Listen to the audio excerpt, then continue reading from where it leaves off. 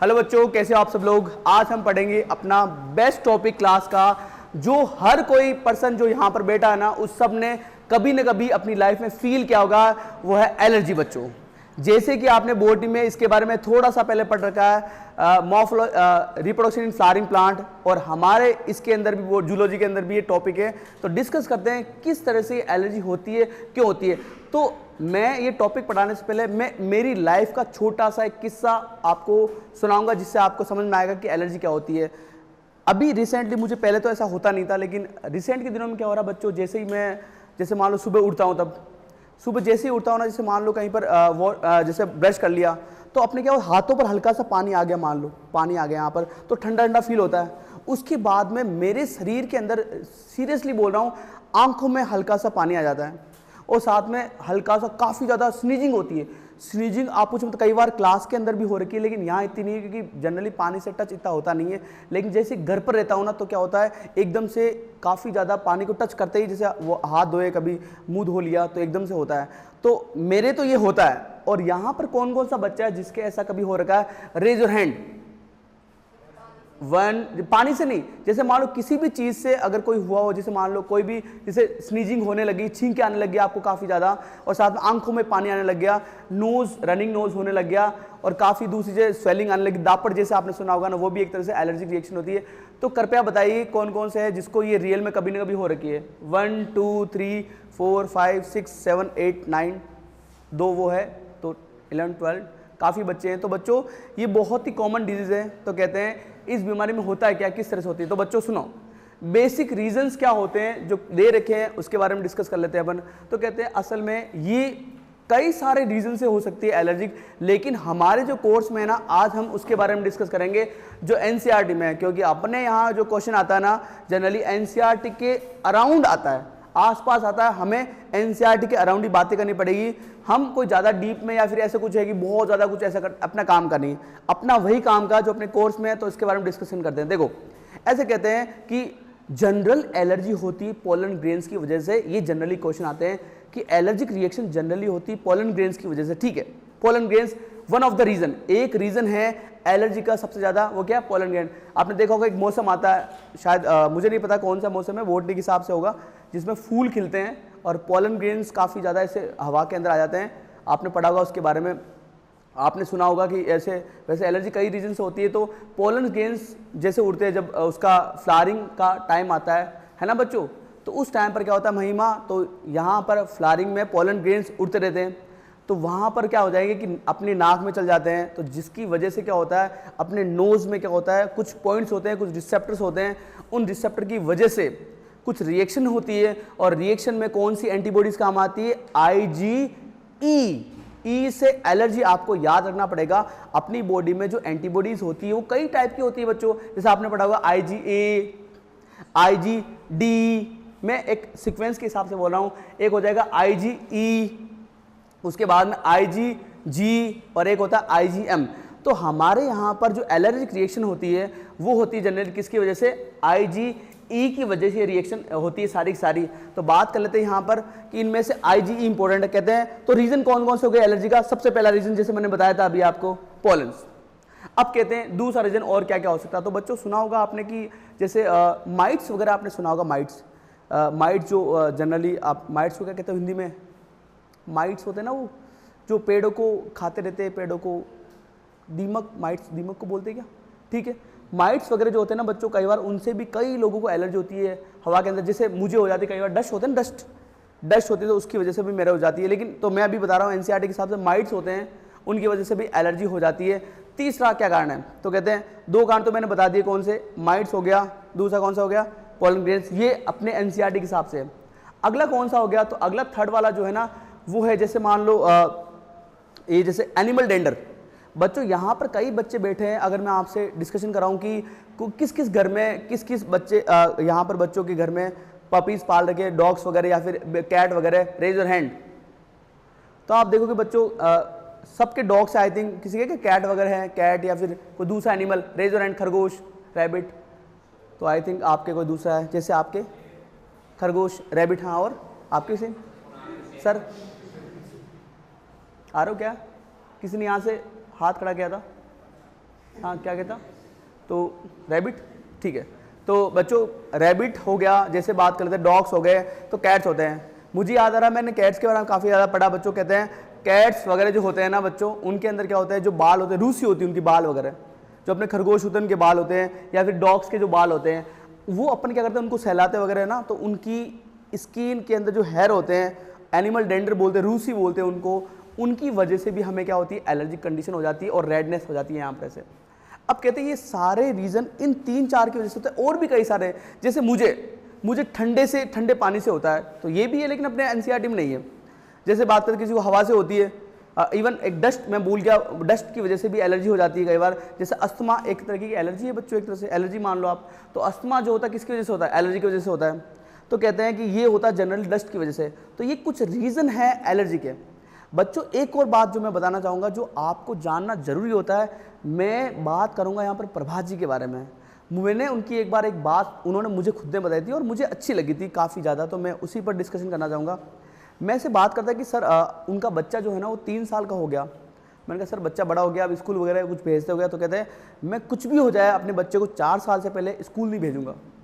तो मैंने कहा भाई क्या हो गया ऐसा, 4 साल ऐसा क्या, 4 साल ही है, 10 साल बाद भेजो आप, तो क्यों 4 साल क्यों रखी है कैपिंग, मतलब कंडीशन रख दी। तो उन्होंने बोला कि सर मेरा ऐसा मानना है 3 साल के बच्चे को स्कूल भेजना एक मॉरली सही नहीं होती, क्योंकि उसका अभी ब्रेन मेंटलिटी डेवलप नहीं हुई है। एक बार उसका पूरा शारीरिक विकास, एक मेंटलिटी एकदम सही ब्रेन का विकास हो जाए ना, उसके बाद मैं भेजूँगा, जिससे उसको ज़्यादा आसानी रहेगी। वो खुद बोल रहे थे कि जब वो छोटे थे ना, तो उनको 5 साल की उम्र में, लगभग 5 साल की उम्र में वो स्कूल गए थे, और वो ऐसा मानते हैं कि ये ज़्यादा अच्छा होता है एज़ कम्पेयर टू 3 साल का जब भेजते, क्योंकि वो बच्चा अभी 3 साल का होता है ना, उसको भी बोलना तक नहीं आता ढंग से, उसको पता ही नहीं होता। तो कहते हैं एक पूरी तरह से कंप्लीटली ब्रेन का विकास हो जाए ना, उसके बाद भेजना चाहिए, जिससे उसको चीज़ें सीखने में आसानी रहेगी। अब कहते हैं यहाँ पर तो अपने ऐसा है कि बच्चे को जल्दी से भेज दो जिससे उठना बैठना सीख जाएगा। तो देखो उनकी सोच उनके हिसाब से सही है, तो मैं ये नहीं कहता कि जो लोग 3 साल के भेजते हैं वो गलत है, नहीं, सारे सही। तो कहते हैं एक जी, तो कहते हैं यहाँ पर किस तरह से अपन वो भेजना चाहिए, किस तरह से नहीं भेजना चाहिए, तो वो उनका डिबेटेबल इशू है, हमारे बीच में चलता रहता है। लेकिन अभी यहाँ पर क्या चल रही है कि क्या रीज़न होता है कि हमें मेट्रो सिटी की बात कर रहा हूँ मैं, मेट्रोपॉलिटन सिटी के बारे में थोड़ा डिस्कशन करूँगा मैं बच्चों। तो देखो बच्चों, यहाँ मेरी बात सुनो, इधर सारे बच्चे इधर रहेंगे। तो कहते हैं एनसीईआरटी के अंदर एक लाइन लिखी है बच्चों जो काफ़ी इंपॉर्टेंट है, सुनो, लिसन टू मी। एनसीईआरटी में काफ़ी अच्छी सी एक लाइन लिखी है कि आजकल के जो बच्चे पैदा हो रहे हैं ना, उनमें एलर्जिक कंडीशन की ज़्यादा चांस आने लग गए बड़ा होने के बाद। आजकल के बच्चों में क्यों, जनरली मेट्रोपॉलिटन सिटी की। मैं आपसे ऐसे क्वेश्चन पूछता हूँ, थोड़ा फनी है लेकिन आप बताना, क्या मेट्रोपॉलिटन सिटी उन सिटी को बोलते हैं जिसमें मेट्रो चलती है? कौन कौन है सोचता बच्चों, सच है जो बताना, कोई दिक्कत नहीं है बच्चों, हम सीखते कैसे हैं, धीरे धीरे सीखते हैं। कौन है सोचता है कि मेट्रोपॉलिटन सिटी उनको बोलते हैं जिसमें मेट्रो चलती? Raise your hand. यस, ठीक है नितिन। तो बच्चों ये गलत है, ऐसा नहीं है। मेट्रोपॉलिटन सिटी कभी का इसका मतलब कभी नहीं कि मेट्रो चल रही है इसलिए वो नहीं है। तो मेट्रोपॉलिटन सिटी के कुछ है, कुछ दायरे दे रखे हैं जो मुझे भी एग्जैक्ट नहीं पता, लेकिन काफ़ी ज़्यादा वहाँ पर इकोनॉमिक इंपॉर्टेंस चीज़ें होती है, इकोनॉमिकली इंपॉर्टेंट जो भी होती है, मुझे एग्जैक्ट आइडिया नहीं। जैसे हैदराबाद इंडिया में है, बेंगलुरु काफ़ी ज़्यादा हब ऐसा बोलते हैं, मुंबई हो गया, कोलकाता हो गया, ये मेट्रोपॉलिटन सिटी है इंडिया में, ये वाले। जयपुर मेट्रोपॉलिटन में नहीं आता, कुछ क्राइटेरिया दे रखा मुझे भी नहीं पता, लेकिन आप कभी ये नहीं मानोगे कि जिसमें मेट्रो है इसीलिए इसको मेट्रोपॉलिटन सिटी बोलते हैं। तो एनसीईआरटी में से दे रखा कि आजकल जो छोटे बच्चे पैदा हो रहे हैं, बड़े होने के बाद उनमें एलर्जी हो रही है, कहाँ के, जो मेट्रोपॉलिटन सिटी के बच्चे होते हैं उनके बारे में बात कर रहा हूँ। तो कहते हैं ऐसा क्यों है, क्या रीज़न है इसके पीछे, वो डिस्कस कर लेते हैं। तो कहते हैं बड़ी बड़ी सिटी में क्या होता है बच्चों, लोग क्या होते हैं फ्लैट लेके रहते हैं जनरली। आजकल का जमाना आ गया बच्चों, देखो कंडीशन को सुनना, एक स्टोरी से सुनो और समझ में आना चाहिए आपको कि मैं कहना क्या चाहता हूँ आपको। तो कहते हैं बड़ी बड़ी सिटीज़ में क्या होता है, लोग फ्लैट्स में ज़्यादा रहते हैं क्योंकि जगह ही नहीं होती रहने के लिए। बेंगलुरु जगह है, वहाँ पर इतनी ज़्यादा कम जगह है रहने के लिए, तो लोग फ्लैट में छोटी छोटी जगह रहते हैं। इवन तो आप देखोगे ना, बड़ी सिटीज़ इंडिया के बाहर की बात करते हैं, हांगकॉन्ग हो गया, इवन मैं कल ही न्यूयॉर्क का देख रहा था कि वहाँ पर लोग कैसे रहते हैं, कि वहाँ पर फ्लैट में किस तरह से रहते हैं। तो वो जो लोग होते हैं ना कि एक छोटे से जगह पर रहते हैं, तो कहते हैं वहाँ पर जो लोग रह रहे हैं, तो वहाँ बच्चे हमेशा घर में रहते हैं, बाहर निकलते नहीं है। और गांव के अंदर जो बच्चे रहते हैं वो क्या करते हैं, गांव में रहते जो बाहर खेलने जाते हैं, कूदने जाते हैं, तो क्या होता है वो जो छोटे होते हैं ना गांव वाले बच्चे, मैं गांव का मतलब है जो बाहर खेलने जाते हैं, तो वो मिट्टी में खेलते रहते हैं, तो जैसे मिट्टी में खेलते छोटे मोटे बैक्टीरिया होते हैं, कुछ फैक्टर्स होते हैं जिनसे उनकी बॉडी में जाते हैं, जैसे बॉडी की सेल्स काम करते हैं, इम्यूनिटी बनती है। तो बच्चों जो छोटी जगह पर रहते हैं या विलेज एरिया में रहते हैं, वो जहाँ वहाँ के बच्चे क्या होते हैं, गाँव में खेलते हैं, मिट्टी में खेलते हैं। ये मिट्टी में खेलने की वजह से क्या होता है कि उनके शरीर में शुरू से ही शरीर में इम्यूनिटी सिस्टम अच्छा स्ट्रॉन्ग बन जाता है, अच्छा इम्यूनिटी सिस्टम बनता है। लेकिन जिन लोगों के बच्चे ज़्यादातर जो बड़ी सिटी के बच्चे होते हैं वो खेलते नहीं मिट्टी में, हमेशा घरों के अंदर रहते हैं, बाहर निकलते नहीं, बरसात में नहीं निकलते। तो क्या होता है उनमें जब बड़े होते हैं ना, उनमें छोटी सी डस्ट से भी एलर्जी हो जाती है, हवा ठंडी चल गई उससे भी एलर्जी हो जाती है। कई सारी मूवीज़ में भी ऐसा दे रखा, मैंने तो पुरानी मूवीज़ देख रखी, उसमें ऐसा होता है कि एक बड़े घर का कोई लड़का होता है या लड़की होती है, उसको घर से बाहर नहीं निकालते हैं, वो ना छोटी सी जुकाम हो जाता है तो उसको ना डॉक्टर आ जाते हैं सारे के सारे, या फिर कुछ भी हो गया डॉक्टर आ जाते हैं, ऐसा कुछ होता है। तो कहते हैं ये जनरली मेट्रोपॉलिटन सिटी, बड़ी सिटीज़ के अंदर क्या होता है, बच्चे बाहर जाते नहीं है, तो छोटी उम्र में क्या होता है वो बैक्टीरिया से, पैथोजन से उनकी बॉडी जल्दी से कवर होती नहीं, मतलब कि इम्यूनिटी सिस्टम बन नहीं पाता अच्छा, जिसकी वजह से बड़े होने के बाद छोटी सी चीज़ों से उनको क्या होती है, एलर्जी कंडीशन हो जाती है। तो ये कुछ होता है एलर्जी कंडीशन में। अब कहते हैं इसके सिम्टम्स क्या होते हैं एलर्जी में, तो कहते हैं जनरली एलर्जी के सिम्टम क्या होते हैं बच्चों, तो कहते हैं जैसे रनिंग नोज, आंखों में पानी आ जाना, आईज वाटरी हो जाना। दूसरा क्या होता है, स्नीजिंग, काफ़ी छींक आती है। लेकिन बुक में एक और वर्ड लिखा बच्चों, वीजिंग। वीजिंग शब्द हमने वर्ड को सुना था अस्थमा में, खरखरास, जब सांस लेते हैं ना एकदम अजीब सी आवाज़ आती है, उसको बोलते हैं ये, वैसे खरखरास को भी वीजिंग बोलते हैं। और जब सांस लेते हैं अस्थमा तो क्या होता है, एक अजीब सी आवाज़ आती है, उसको वीजिंग साउंड बोलते हैं। तो ये भी एक रीज़न हो गया। तो क्या क्या रीज़न हो गया, सबसे पहले जैसे आंखों में पानी आ जाना, वाटरी आइज, दूसरा रनिंग नोज हो गया, दूसरा क्या हो गया और कौन सा हो गया, जैसे स्नीजिंग, वीजिंग हो गया। तो ये कुछ सिम्टम्स है जो दे रखे हैं। अब कहते हैं इनका इलाज क्या है। रिसेंटली अभी 3 दिन पहले की बात बता रहा हूँ, मैं सीरियसली बोल रहा हूँ मैं आपको ना, ऐसे कोई फेक नहीं रहा हूँ। रात को क्या हुआ कि अभी बरसात का मौसम चल रहा है बच्चों, आपको पता है, तो क्या हुआ कि बरसात का मौसम ठंडा होता है, तो मैं क्या हुआ कि अब सोने चला गया और ऐसे हवा पंखे से चल रही थी, काफ़ी ठंडी हवा आ रही थी।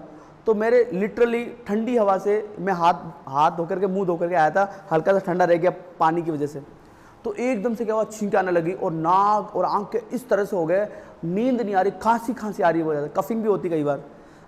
तो कहते हैं क्या रीज़न है इसकी वजह, तो ये रीज़न था। तो मुझे हाथों हाथ मुझे रात को ही एक एंटी एलर्जिक टैबलेट लेनी पड़ी। आप जानते हो जैसे एविल नाम से आती है, सिट्राजिन नाम से आती है ना, ये कुछ गोले होती है, जैसे मोन्टेल्यूकास नाम से आती है। ये कुछ एंटी एलर्जिक कंडीशन होती है, टैबलेट्स होती है, उनको लेते ही आप मानो नहीं बच्चों, विदिन 10 मिनट्स 10-15 मिनट के बाद में मेरी एकदम से नॉर्मल हो गई। और जब मैं सुबह उठा था ना एकदम सही हो गया था। रात को ऐसा हो गया था एकदम खरखरास, और इतना खांसी आ रही थी, खरखरास हो रही थी, बहुत ज़्यादा हो रही थी, ऐसा लग रहा जुकाम लग गया और तबीयत बहुत ज़्यादा खराब हो गई। लेकिन सुबह उठा एकदम नॉर्मल। तो ये इतनी खराब एलर्जी हो सकती है बच्चों। कई लोगों में क्या होता है, आपने देखा होगा हनी बी, किसी को मधुमक्खी काटने से क्या होता है, एकदम से बच्चों पूरे शरीर में सूजन आ जाती है। अगर बच्चों ऐसे लोग अगर एलर्जी कंडीशन में अगर आपने दवाई नहीं ली ना बच्चों, तो आपके अंदर ना डेथ तक हो सकती है। जब मैं कॉलेज में था ना बच्चों, मेरे सर ने हमेशा यही बात बताई है और मैं पहले बता चुका हूँ, 3 टैबलेट घर में होनी चाहिए। एक होती है हार्ट अटैक की टैबलेट होनी चाहिए, उसके बाद मैंने बोला था पेन किलर तो होती है, पेन किलर होनी चाहिए, और साथ में एंटी एलर्जिक टैबलेट आपके घर में होनी चाहिए। क्योंकि कभी कभी एलर्जी इतनी खतरनाक हो जाती है बच्चों, बहुत ज़्यादा शरीर में स्वेलिंग आ जाती है जिससे डेथ तक हो सकती है बच्चों।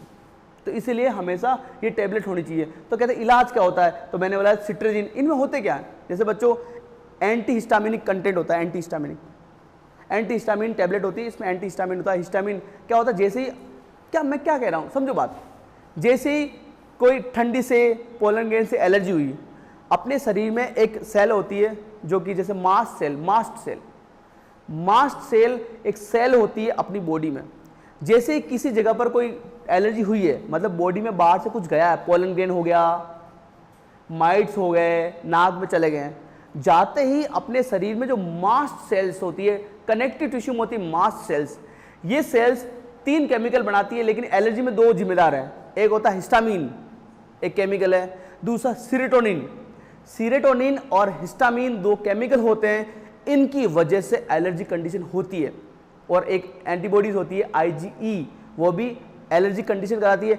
आपको बच्चों ये बॉडी में एलर्जी कराते हैं, आप क्या सोचो एलर्जी कम करते नहीं, जैसे पोलन ग्रेन आएगा इसकी वजह से वो होंगे, रोक नहीं रही है, IgE एलर्जी को रोक नहीं रही है, या फिर मास्ट सेल्स रोक नहीं रही है, एलर्जी होती है इससे। मतलब कि छींके आती है, स्वेलिंग आती है शरीर में। कभी कभी देखा होगा कई बच्चे मरी हुई चींटी खा लेते हैं जिससे दापट वगैरह हो जाते हैं, स्वेलिंग आ जाती है, सूजन खुजली चलती है यहाँ पर बहुत सारे, बड़ा सा हो जाता है, 1-2 घंटे बाद खत्म हो जाता है। वो भी क्या होता है, एक एलर्जी का ही पार्ट होता है। तो कहते हैं ये बॉडी में IgE या फिर हिस्टामिन या फिर सेरोटोनिन ये एलर्जी करवाते हैं।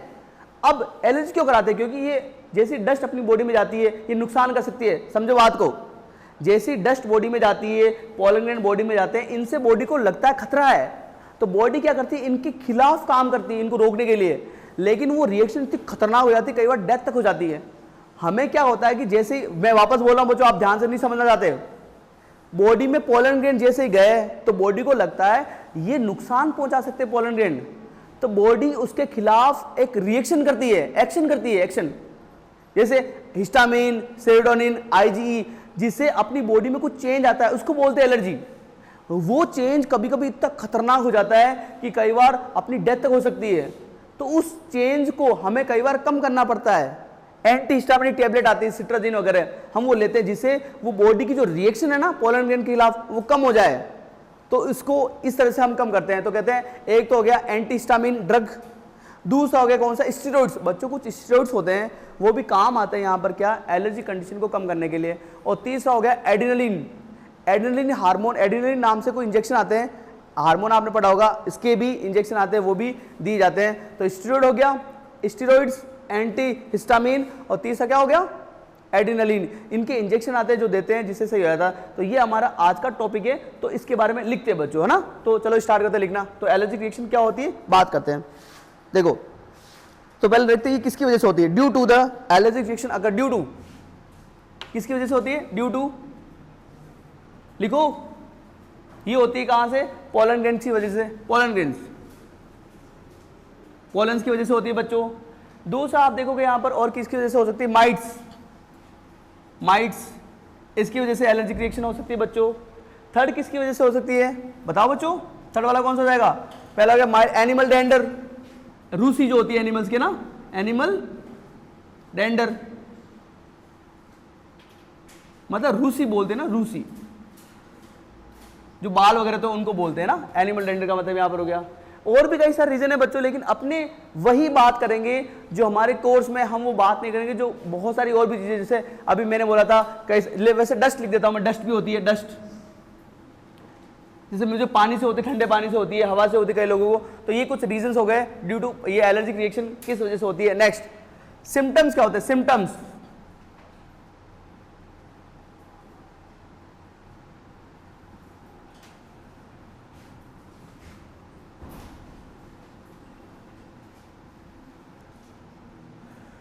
तो कहते हैं सिम्टम्स क्या होते हैं बच्चों, अभी जैसे मैंने बात की थी, आंखों में पानी आ जाना, जैसे रनिंग नोज, जी जी ठीक है। तो यहां पर वाटर आइज होगी। दूसरा कौन सा हो जाएगा, स्नीजिंग,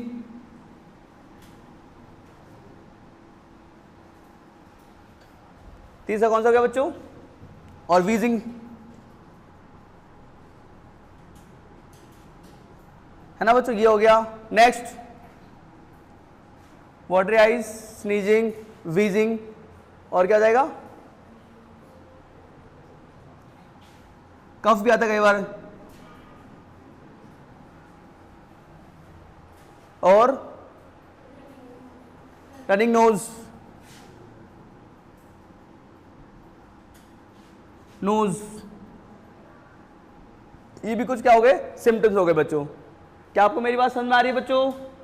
नेक्स्ट जल्दी लिखो बच्चों,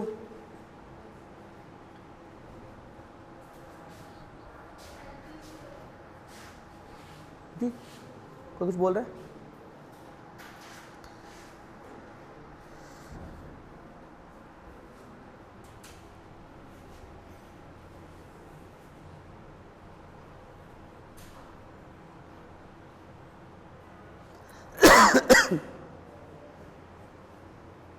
है रिटर्न बच्चों,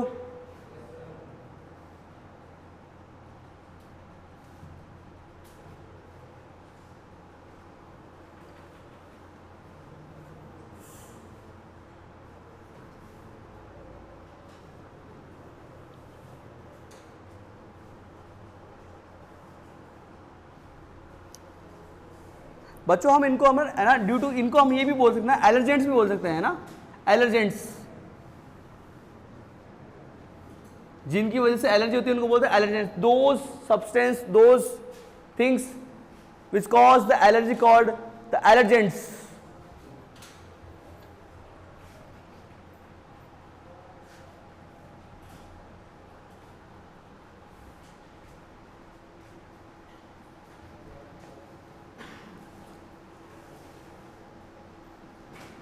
लिख लिया बच्चों सबने? ठीक है, नेक्स्ट मैं इसको आगे करूं।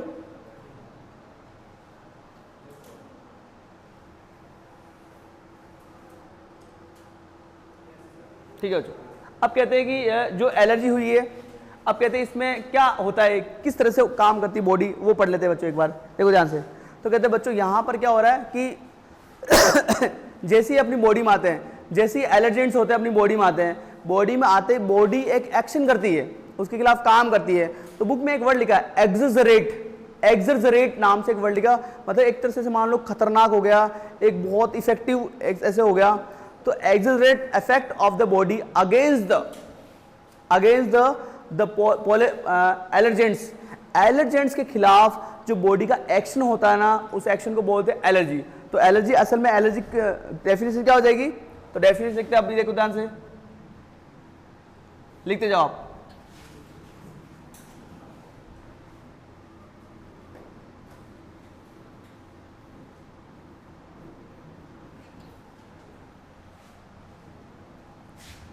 एक्शन ऑफ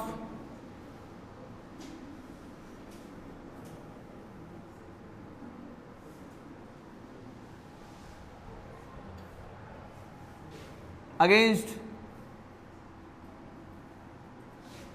एलर्जेंट्स, एलर्जेंट्स के खिलाफ जो अपनी बॉडी का जो एक्शन होता है ना, उसको ही बोलते क्या? एलर्जी बोलते हैं बच्चों। इसमें कौन जिम्मेदार होता है? कॉज्ड ड्यू टू, ये होती है जनरली IgE प्रकार की जो एंटीबॉडी होती है उसकी वजह से। ठीक है बच्चों, जो कि जनरली कहां से निकलती है बच्चों? ये निकलती है यहां पर, आप जानते हो कि कहां से निकलती है? कहां से निकलती है? क्या?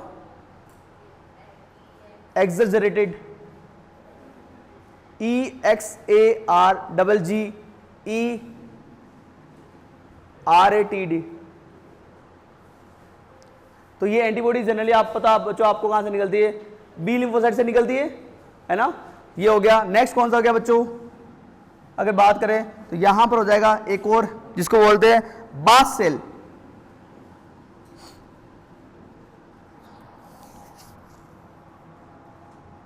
जिनसे क्या निकलता बच्चों?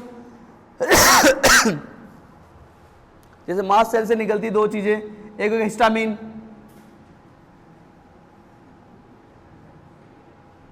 है ना बच्चों। तो यहां पर दूसरा हो जाएगा अपने कौन सा?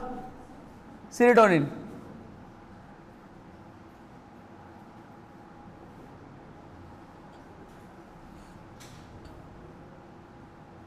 सीरोटोनिन, आई थिंक ये आना चाहिए ना बच्चों, serotonin.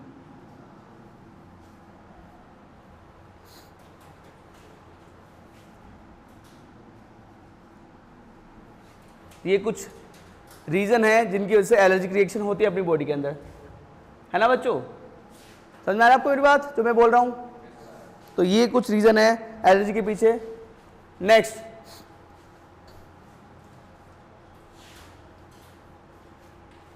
should I change it? जल्दी लिखो।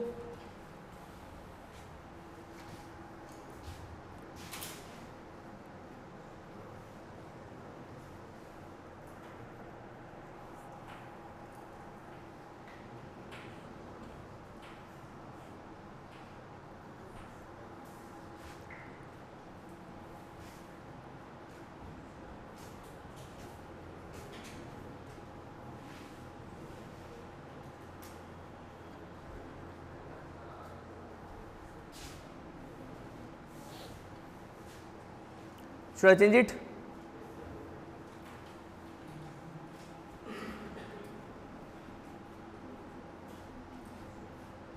चेंज करूं मैं? हाँ गुड़िया, ठीक है। नेक्स्ट अब लिखते हैं बच्चों आगे की कि जो एलर्जी रिएक्शन होती है उससे क्या क्या सिम्टम्स होते हैं अपनी बॉडी में। जैसे कुछ बीमारियों के नाम दे रहे हैं बुक में, जैसे हे फीवर। बच्चों आपने ये सुना होगा हे फीवर। ये फीवर वो फीवर नहीं है बुखार वाला, ये एलर्जिक रिएक्शन की वजह से होता है। हे फीवर बहुत फेमस है। एलर्जिक एक तरह से ये एलर्जिक टर्म दे रही है एलर्जी की एलर्जी कितने टाइप्स की होती है। जैसे हे फीवर नाम से एक एलर्जी होती है, इसमें आंखों में पानी आ जाता है और क्या होता है वाटरी आइज हो जाती है। तो इसमें क्या होता है हे फीवर में वाटरी आइज एंड स्नीजिंग, ये होता है बच्चों। एक हो गया अस्थमा। क्या बच्चों आपने कभी अस्थमा सुना है क्या? कई बच्चे कहेंगे नहीं सुना सर। तो बच्चों मैं आपको याद दिला दूं, आपने 11th क्लास के अंदर अस्थमा के बारे में पढ़ा था कि due to the dust particle की वजह से अपनी बॉडी में ब्रोंकाई ब्रोंक्योल के अंदर कुछ अलग टाइप की साउंड आती है बच्चों, तो कहते हैं अस्थमा होता है ड्यू टू डस्ट और पॉलन्स। इसकी वजह से तो कौन सा पार्ट अफेक्टेड होता है? तो bronchi occur in bronchi and bronchiole. इसके अंदर क्या होता है, इसके अंदर का जो पाइप होता है उसका डायमीटर छोटा हो जाता है। क्या होता है इसके अंदर? डायमीटर चेंज होता है।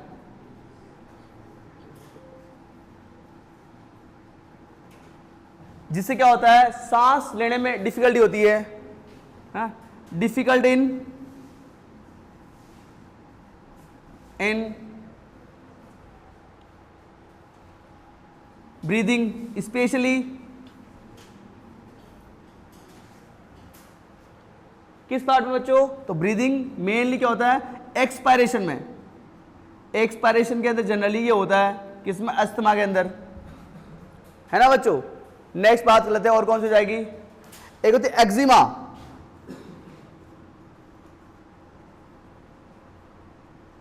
ये भी एक एलर्जिक कंडीशन है बच्चों। इसमें क्या होता है अपनी चमड़ी पर दाने हो जाते हैं लाल कलर के। बच्चों आपने कभी देखा होगा कई बार अपनी बॉडी में ऐसे लाल कलर के दाने हो जाते हैं, इससे खुजली चलती है कई बार ऐसे कुछ, वो भी क्या होती है एक टाइप की एलर्जी होती है बच्चों। तो यहां पर क्या होता है कि रेड स्पॉट,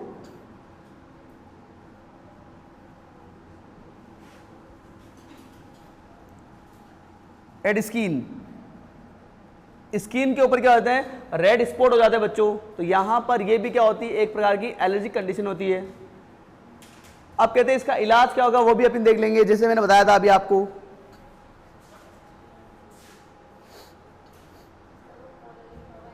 जी पॉलेंस लिखा हुआ है, पॉलन बिल्कुल। डस्ट पार्टिकल और पॉलेंस की वजह से जनरली ये होती है अस्थमा।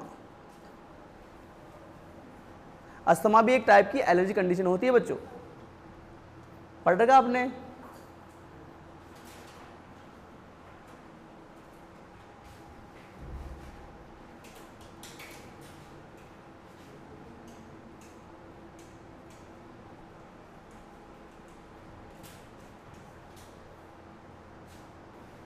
भगवान करे हमेशा आपकी क्लास ऐसे ही शांत रहे और हमेशा ऐसे ही हम पढ़ते रहे हमेशा के लिए। सारी क्लासों में सारे टीचर्स आपको इतने अगर सिंसियर आप हो जाओ ना तो बस सोने पे सुहागा हो जाए, कुछ करने की जरूरत नहीं हो जाए। जो बच्चे खराब थे वो भी आज, खराब का मतलब है यहाँ पर जो काफ़ी ज़्यादा परेशान करने वाले होते हैं, वो भी, नाम तो ले नहीं सकता, अच्छा नहीं लगता। तो नेक्स्ट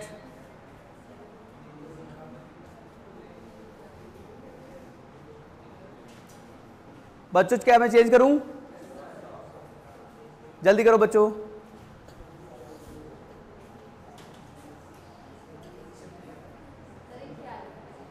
जी एक्जिमा, ECZEMA,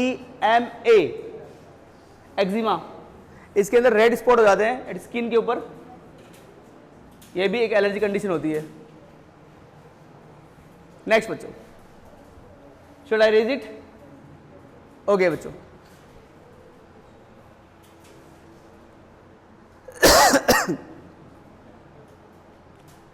क्या होता है इसका ट्रीटमेंट देखते हैं।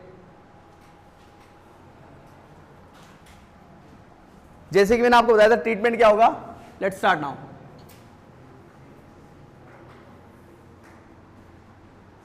क्या होगा इसका ट्रीटमेंट बच्चों? तो बच्चों इसका जो ट्रीटमेंट होगा, फर्स्ट जैसे कि मैंने बताया था एंटी हिस्टामिनिक ड्रग है ना, एंटी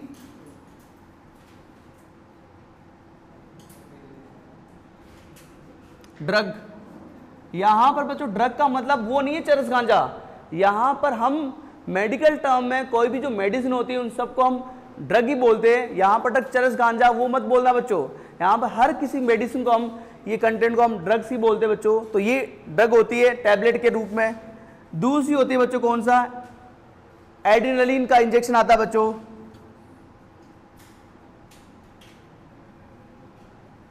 इंजेक्शन होता है बच्चों, तो ये भी दिया जाता है। और स्टेरॉइड ऑल्सो गिवन, स्टेरॉइड भी हम क्या कर सकते हैं, दे सकते हैं बच्चों इसके अंदर, है ना बच्चों।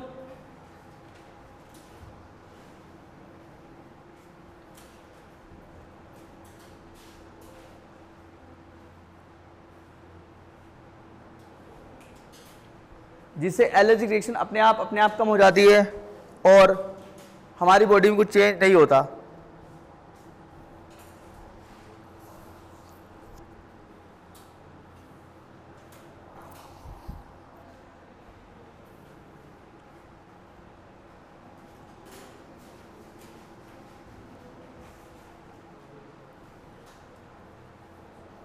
हैव रिटर्न बच्चों,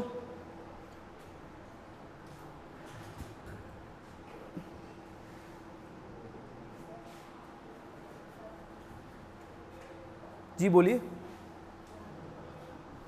यहां सही रहेगा, आप बोलिए, बोलिए आपका क्वेश्चन है ना कोई, हाँ बोलिए। जी हाँ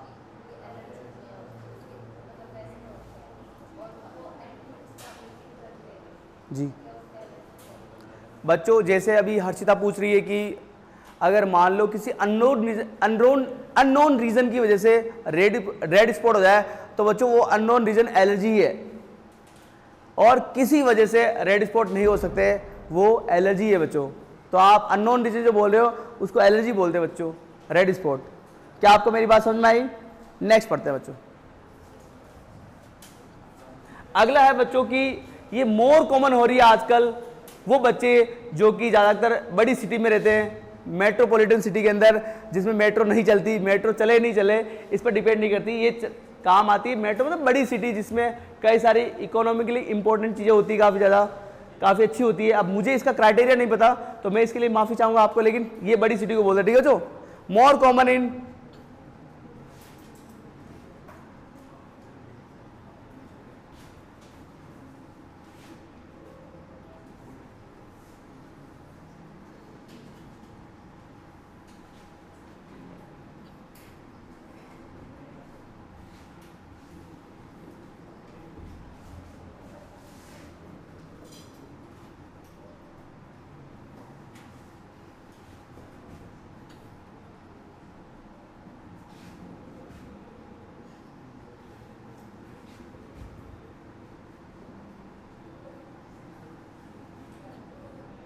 तो बच्चों ये ज्यादा कॉमन होती है लार्ज सिटी के अंदर, बड़ी सिटी के अंदर, जिसमें क्या होता है कि नए बच्चे जो होते हैं उनमें होती है, क्योंकि उनके प्रोटेक्टिव एनवायरनमेंट की वजह से, उनके घर वाले जो पेरेंट्स होते हैं वो प्रोटेक्टिव एनवायरनमेंट रखते हैं, जिसकी वजह से ऐसा होता है बच्चों। अब हमारा एक बहुत ही कंट्रोवर्शियल, बहुत प्यारा टॉपिक जो काफी अच्छा माना जाता है, जिसके ऊपर काफी ज्यादा डिबेट भी हो रही है, उसके बारे में हम डिस्कस करेंगे, वो है अपना ऑटो इम्यून डिसऑर्डर बच्चों।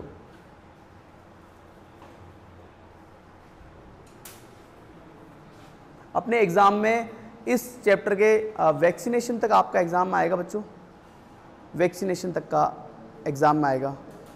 और कौन सा चैप्टर आएगा आपका, एक और एनिमल किंगडम आएगा, 5 क्वेश्चन उसके दे दूंगा, बाकी सारे 40 क्वेश्चन इस चैप्टर। जी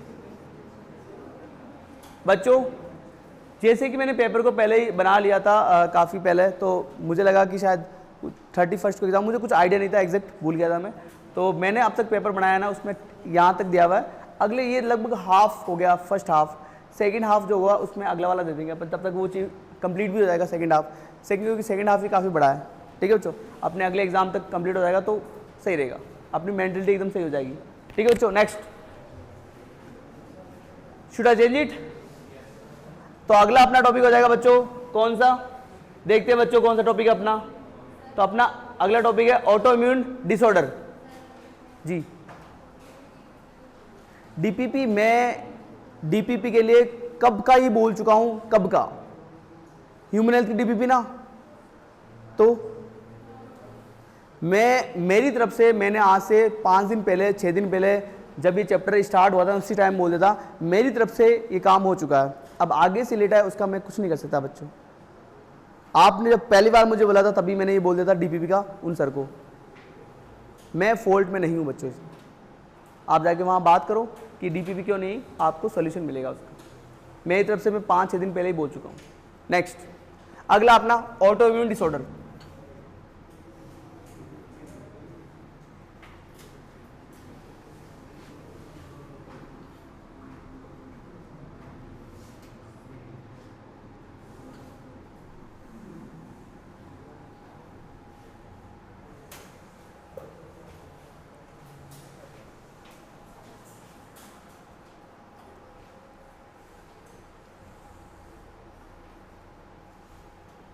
क्या होती है ऑटोइम्यून डिसऑर्डर बच्चों, डिस्कस करते हैं अपन, ठीक है बच्चों।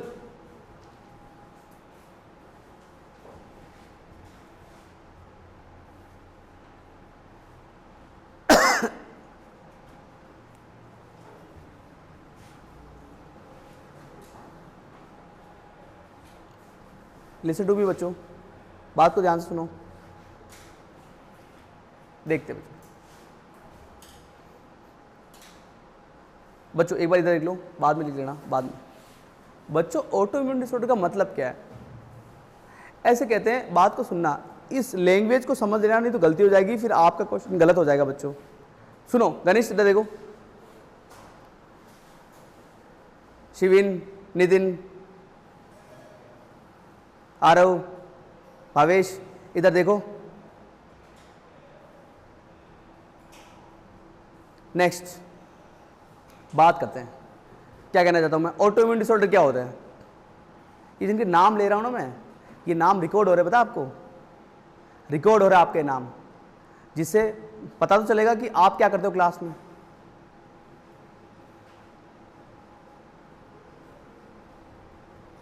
ठीक है बच्चों, देखते हैं तो ऑटो इम्यून डिसऑर्डर क्या होता है। तो बच्चों यहां पर देखो, समझ से बात करना बच्चों। अपनी बॉडी में WBC होती है बच्चों, लिसन टू मी, अपनी बॉडी में WBC होती है बच्चों। वो WBC क्या करती है, बाहर से कोई भी बॉडी में आता है, आई रिपीट अगेन, बॉडी में बाहर से कुछ भी बॉडी के अंदर जब आएगा ना, तो बॉडी के अंदर जो WBC होती है, कुछ सेल्स होती है, वो क्या करती है, उसको मारने की कोशिश करती है। बॉडी सोचती है कोई फॉरेन पार्टिकल बॉडी मारा। फॉरेन पार्टिकल का मतलब कुछ भी हो सकता है, कोई पैथोजन हो सकता है, कोई डस्ट पार्टिकल हो सकता है, एनीथिंग, पोलन ग्रेन हो गया। बॉडी के अंदर जो WBC होती है वो क्या करती है, WBC के टाइप्स होते हैं बहुत सारे, तो ये क्या करती है, बॉडी में कोई भी बाहर से कुछ भी बॉडी में आएगा तो बॉडी की सेल का काम होता है उसको मारना, उसको बॉडी से बाहर निकालना। जैसे कोई अगर मान लो घर के अंदर कोई पर्सन एकदम से आ जाए, लड़ाई करने के लिए आ जाए, तो घर वाले क्या करते हैं, उसको कैसे करके बाहर निकालते हैं, कैसे उससे डील करते हैं। तो यहाँ पर भी ये कि अपनी बॉडी में कुछ सेल्स होती है, कुछ इम्यूनिटी होती है, एक्वायर्ड मेमोरी इम्यूनिटी। बच्चों वापस, अपनी बॉडी में कुछ एक्वायर्ड इम्यूनिटी का एक टाइप होता है, मेमोरी सेल्स होती है कुछ एक्वायर्ड इम्यूनिटी की जो ली जाती है। ये सेल क्या करती है बच्चों, हमेशा ध्यान रखती है बॉडी का कि कौन बाहर का पार्टिकल है, कौन सा बॉडी का सेल्स है। जैसे अपनी बॉडी में कोई बाहर से कोई आ गया है ना बच्चों, तो कहते हैं आई थिंक टाइम होने वाला है, तो सर आ गए, तो मुझे क्लास को ही, बाकी अपन क्लास को कल कर लेंगे ना बच्चों, मुझे लगता है क्लास को कर लेंगे, आज के लिए इतना ही कर लेते हैं, ठीक है।